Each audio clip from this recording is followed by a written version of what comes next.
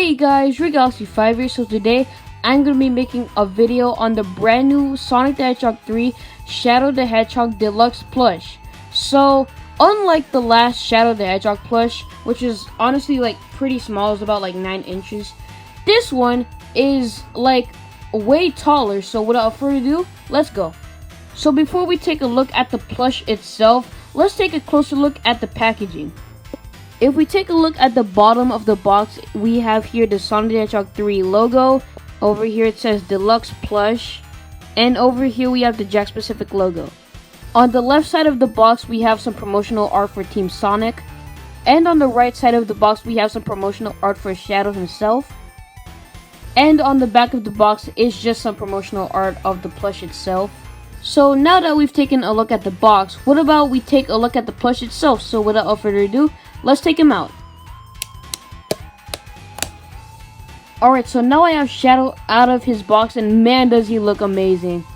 Starting off with the head, and he looks pretty well done. He looks pretty movie accurate. I really love what they did with the whole plastic eyes thingy, which they also did with the Sonic Movie 2 plushie, which I'll pull up in a second. Moving on to the spikes, I gotta say they look really well done. You can't really see it that well because of the background, but I really love what they did with the whole shape and everything. And of course they got like all 7 of them, which is always a good thing. Moving on to the body, we of course have his chest fur, and unlike the 9-inch counterpart, this one actually is in like a correct shape. As in this one, I don't even think it has a shape. It's just like a big ball of fur, which honestly I do prefer because of the texture, but it's just a really good thing that they decided to like make it more movie accurate, I guess. I don't really know. Moving on to the hands, there's nothing really special about it, but I would like to point out that they did reuse the same like sort of texture as they did on the 9-inch plushie. On the right side of Shadow's body, we do have this sort of tush tag, I guess. Nothing really special about it. It's just the Sonic Movie 3 logo, but in black and white. Moving on to the back of the body, we of course have his back spikes here and his little tail here. And I would love to point out that they did in fact give him his extra back spike right here. This is important because they did not do that for the Sonic counterpart. As you can see here, we only have 2 back spikes here, but on this one, we have the extra back spike. So I just love that.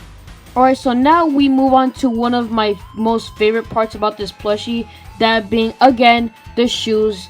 And again, it is because of the detail on it.